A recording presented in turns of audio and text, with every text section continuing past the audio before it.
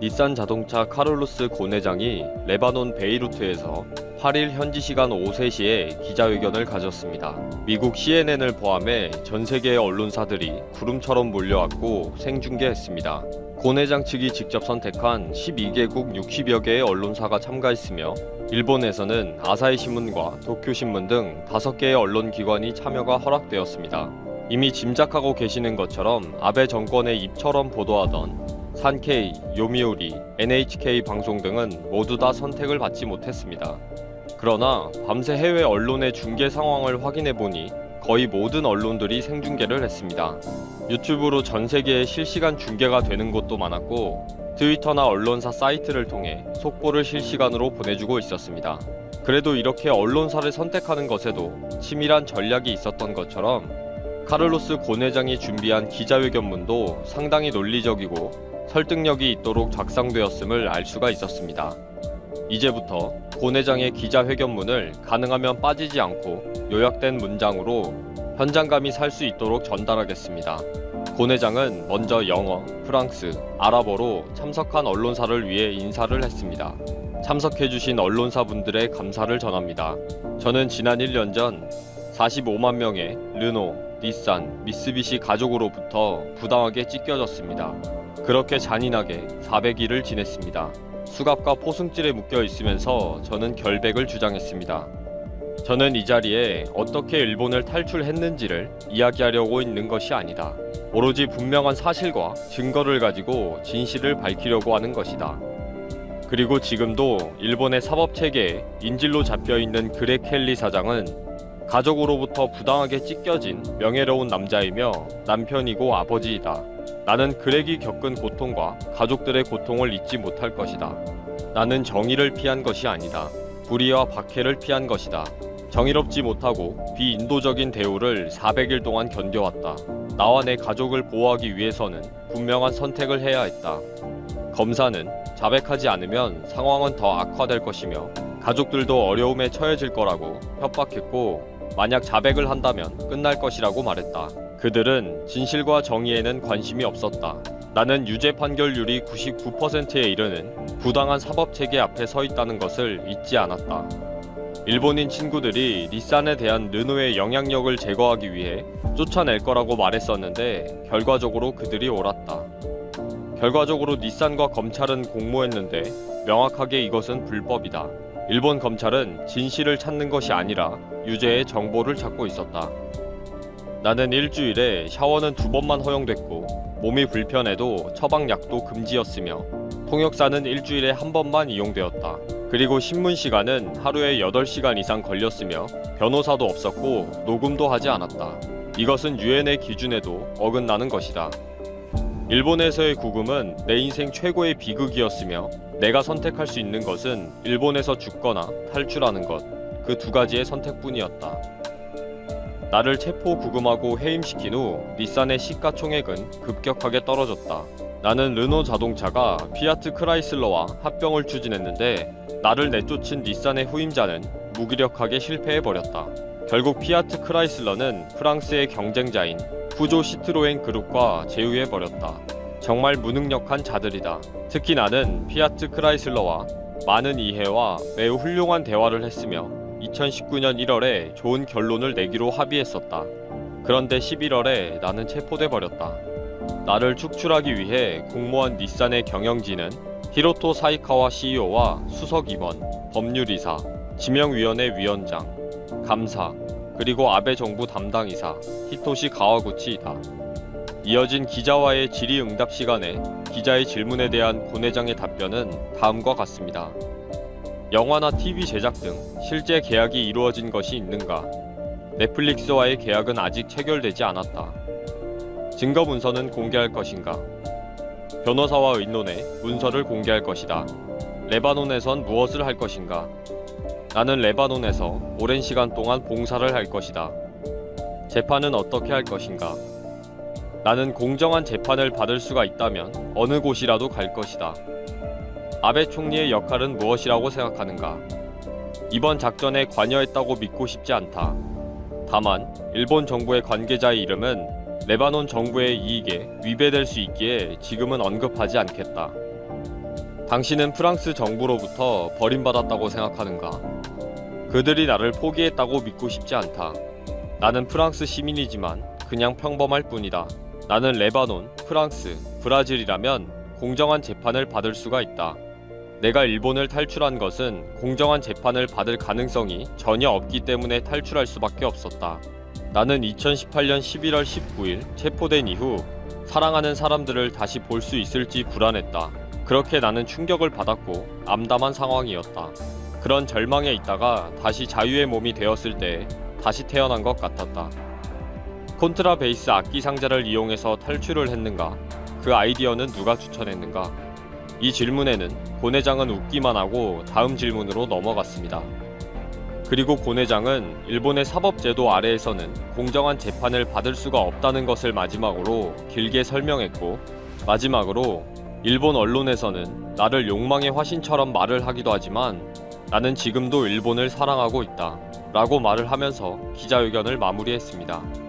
아베 총리에게 직접적으로 항의를 하면 좋을 텐데 하는 생각이 들 수도 있지만 이제 시작이라는 생각이 들면서 고 내장이 앞으로 더 힘을 내기를 바라봅니다. 고 내장은 하고 싶은 말이 얼마나 많을까? 저렇게 침착하게 말을 하기가 쉽지 않을 텐데 하는 생각도 들었습니다. 어차피 완전한 자유인이 되기 위해 일본과의 싸움은 길어질 수밖에 없습니다.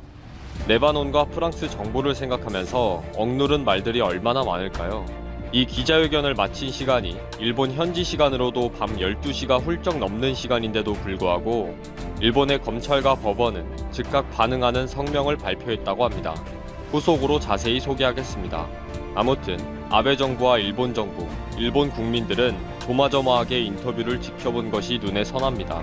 일본에서도 이번 기자회견을 실황 중계했고 유튜브에서는 수만 명이 시청하면서 계속 댓글을 달고 깊은 관심을 표현했습니다. 그 댓글들은 오늘 오후 6시에 업로드할 고 내장 회견에 대한 일본 및 해외 반응편에서 자세히 말씀드리겠습니다. 또한 잠을 못 잘 정도로 해외 언론들의 반응은 뜨거웠습니다. 그 논평들도 정리해서 함께 들려드리도록 하겠습니다. 아베 정부의 핵심 인물 실명을 공개하지 않은 것은 아쉽지만 일본이라는 나라의 부끄러운 모습을 전 세계에 폭로한 것만으로도 속이 시원합니다. 일본에서 걱정하는 대로 이제 일본의 국가 이미지는 본색이 드러난 밑바닥이 되어버렸습니다. 이만큼 탄로났으면 이제는 그만 부끄러워했으면 합니다. 오늘 오후 6시에 올리게 될 일본 네티즌과 해외 반응편을 많이 기대해 주셨으면 합니다. 역시나 우리가 우려했던 일이 벌어졌습니다. 지난번 베트남에 대한 여론이 안 좋아질 때 많은 한국인들이 상상하던 일이 진짜 벌어지는 것이 놀랍습니다. 그런데 태도가 더 황당합니다. 너 자신을 알라! 한 현지 교민이 베트남인들에게 해주고 싶은 말이라고 합니다. 베트남 현지 20일자 한 뉴스 제목은 무려 베트남이 왜 한국에 빠른 키트에 대한 지원을 요청하는가입니다. 베트남의 보건부 부차관 느엔 탄롱은 베트남의 많은 판정자들이 발생하는 것에 대비하기 위해 필요한 신속한 대응을 위해서 한국 정부에 한국의 의학제품, 키트, 테스트 장비를 요청했다고 합니다. 그러니까 한국 정부와 협의한 것도 아니고 일단 한국 정부에 자기들이 먼저 공식적으로 베트남 보건부에 부차관이 요청을 한 것인데, 요청한 이유는 이렇다는 것이 기사 주제입니다. 보통 요청했다는 사실이 중요할 것 같은데 굳이 요청한 이유를 제목으로 한 것은 사실 베트남에서는 키트를 개발해서 하루 생산량이 1만 세트에 이르고 타국에서 수출 요청까지 있다고 엄청 자랑하고 있었기 때문이죠. 그런데 그 근자감 쩌는 베트남이 하루에 1만 세트나 자력 생산을 하는데 왜 한국에 요청을 하지? 자존심도 없이? 라는 의문이 당연히 생길 테니까요. 그런데 부차관이 인터뷰한 기사의 이유를 보면 참으로 어이가 없습니다. 자기들이 개발한 것으로 테스트를 하면 정확한 결과를 도출할 수 있다고 합니다. 딱 잘라 100%랍니다. 신났으니 그러려니 합니다.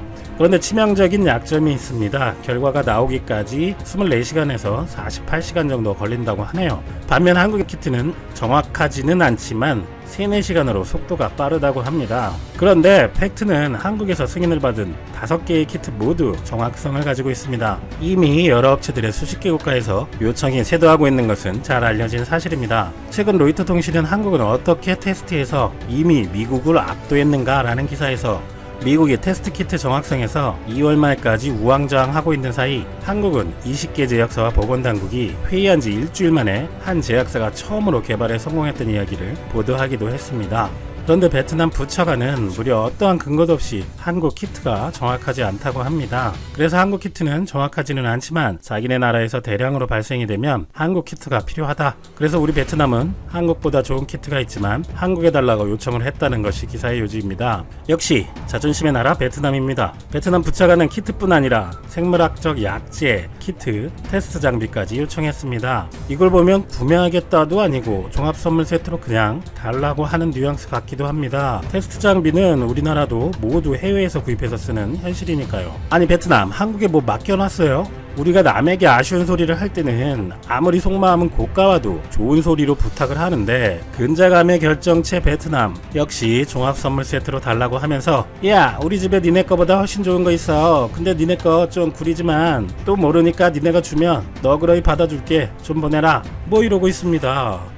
베트남에서 제일 유명한 홍옥병원이나 베트남의 삼성이라 불리는 빈그룹이 설립한 종합병원 빈맥을 가봐도 한국의 웬만한 병원하고 수준을 비교하는 것도 민망해 보이는데 이런 놀라운 행동을 해주시고 계시는 베트남입니다. 진짜 문제는 베트남 대부분 사람들이 전 분야에 걸쳐 이런 황당한 사실을 진실로 믿고 있다는 점입니다. 국가가 정보를 차단하고 선전에만 활용하기 때문입니다. 정신승리법 이 말은 중국 소설가 류슌의 명저 아큐정전에서 나온 말에서 유래한 것입니다. 주인공 아큐는 성격이 거의 찌질이에 가까운 사람인데 길을 가다가 무례배를 만나 그들에게 폭행을 당해도 이내 저 녀석들은 내 아들 뻘이다. 그러니까 나는 아들에게 찍힌 것뿐이다. 라고 나는 정신적으로 패배하지 않은 것이다. 라며 자기 합리화를 하는 대목에서 유래한 것입니다. 류시는 이러한 민중의 근성을 아큐의 정신승리법에 빗대어 비평한 것입니다. 노벨문학상 작가 로맹 롤랑은 이 작품을 그것이 어디 중국인에게만 해당되는 이야기일까? 아큐란 모습은 현대인들 많은 사람들의 또 다른 모습이기도 하다 라고 평하기도 했는데요. 이번 베트남과의 일을 두고 생각해볼 만한 지점이라는 의견도 있습니다. 최근 베트남의 한국에 대한 돈 없는 행동들에 대해 모르는 분도 계시고 새로운 사실도 있으니 간략히 보면 베트남 당국은 이미 이륙한 한국 비행기의 하노이에 착륙을 불허하고 한국인을 강제로 열악한 폐병원에 격리, 자물쇠로 잠그고 그 과정에서 여권을 빼앗았습니다. 정부의 어떠한 사전 통보나 협의도 없었던 것이 팩트이고 여행객들을 격리 후 아무 식사도 제공하지 않다가 다음날 아침이 되어서야 반미와 머핀 몇 개를 주었는데 이것을 빵 조각이라고 했다고 난리가 시작되었습니다. 일부에서 빵 조각이라고 비하했다고 하는데 사실이 아니고 빵 조각인데 조각이라는 말이 어느 나라에서는 비하의 용어인지 의문입니다. 그렇다면 머핀은 분명히 빵이니까 머핀 보고 빵이라고 한 걸 반미라고 오해를 했을 수도 있습니다. 그런데 반미도 사실 빵이잖아요. 자기들의 식민지 시절 먹을 게 없어 바게트에 채소와 여러 가지를 넣은 자부심 있는 전통 음식 반미를 빵이라고 했다고 그렇게 열이받는다는 것도 중간에 번역이나 오해가 쌓인 것 같기도 하지만 좀 그렇습니다. 그럼 우리는 한국식 불고기를 다른 나라에서 고기구이, 그냥 고기 이러거나 떡을 라이스 케이크 이러면 전통을 무시했다고 열받아야 되는 건가요? 또 한국인들이 거만하게 4성급 호텔을 요구해서 호화롭게 지냈다는 전혀 사실과 맞지 않는 말을 하고 그리고 또 여행객들이 귀국해서 오랫동안 먹을 것도 제대로 주지 않았다 라는 말을 오랫동안 계속 먹기만 할 수 있게 허락하지 않았다 라고 요상하게 바꿔서 한국인들은 쉬지 않고 계속 먹는 종자냐며 또 페이스북, 인스타, 다른 나라 게시물에서까지 한국 과거의 아픈 내용까지 거론하며 비하를 하고 있습니다. 타인들에게 비하 표현을 하는 사람들은 어느 나라나 있는 법입니다만 이번에는 베트남인들과 베트남 언론까지 첫째는 사건의 인과관계, 사실관계, 과실관계를 완전히 바꾸어서 한국에게 뒤집어 씌운 것이고 두 번째는 그런 오해가 있어서 타국이나 타인들을 조롱하는 사람들이야 어느 나라에도 있지만 이 사람들은 너무 선을 넘는다는 것이 불쾌하다는 한국인들의 반응이 대다수입니다. 한국의 과거 아픈 역사나 현재까지 진행되는 문제를 거론하며 수위를 너무 넘는 표현이 난무하니까요. 아무리 온라인이라도 이런 건 사실 흔한 건 아닙니다. 베트남도 사실 아픈 역사는 우리나라 못지않게 많습니다. 하지만 한국인들이 이번 일에 맞대응하며 그런 표현까지 하는 일은 거의 없거나 극소수일 것입니다. 최근에는 반대로 한국인들이 한 베트남 유튜버에게 화가 많이 난 사건도 있었는데요. 최근 베트남에서 조회수 120만까지 폭등한 영상으로 제목은 한국 사람들이 베트남 사람들을 부러워하는 4가지입니다. 1. 이 유튜버는 직접 눈을 찢으며 베트남 사람들은 이쁜 쌍꺼풀이 있다. 2. 베트남 사람들은 베트남 맥주를 싸게 살 수 있다. 3. 베트남 짝퉁시장의 모조품 신발을 부러워한다. 4. 징이나 나쿠이 같은 음악 무료 듣기 사이트를 부러워한다 라는 내용이었습니다. 대부분의 한국 사람들은 그래 부럽다 부러워 이러고 넘겼지만 첫 대목인 쌍꺼풀에 자기 눈을 찢어 보이면서 세계적으로 아프리카에서도 한국인을 눈으로 놀리는 경우가 있다고 하면서 한국인들이 그런 차별을 받아서 외모 꾸미기에 열심이고 쌍꺼풀 수술한 한국 친구를 보고 기겁했다는 등의 내용이 많은 한국인들에게는 당연히 불쾌하게 다가왔을 것입니다. 참고로 맥주는 한국은 주류세가 높고 베트남은 싸서 그렇다네요. 뭐 기본적으로 동남아시아 물가는 한국과 비교하면 다 싼데 뭘. 그리고 베트남은 짝퉁 신발도 질환 떨어지게 잘 만든다는 근자감을 말하는 것이고, 음원의 경우 저작권 개념이 아직 미흡해서 베트남에서는 뮤지션들이 제대로 돈을 받지 못하는 실정인 이유입니다. 뭐 우리나라도 그런 시절이 있었으니까요. 그런데 이 친구 채널을 보면 그전부터 한국에 대한 내용들을 많이 다뤘었는데 요즘 분위기가 분위기인 만큼 화제가 더 된 것 같습니다. 해당 영상은 삭제했고 지금은 채널 상태가 평온해 보이는데 대부분의 한국인들은 그러려니 하고 넘어간 것 같습니다.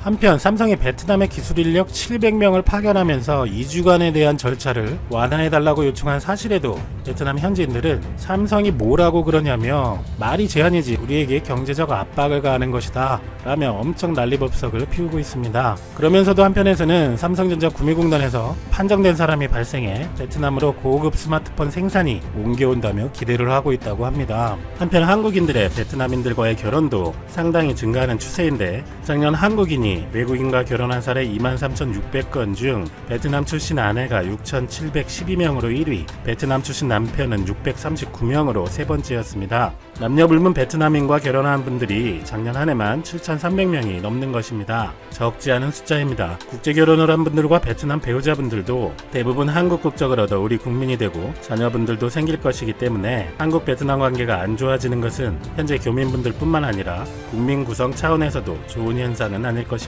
그런데도 불구하고 사실 근래 베트남이 한 어이없는 행동들에 대해서 많은 한국인들이 농담 반 진담 반 얘기했던 것이 있었습니다. 우리가 개발한 진단키트 등의 지원을 베트남에서 아쉬워하며 요청해도 주지 말아야 한다는 등이었죠.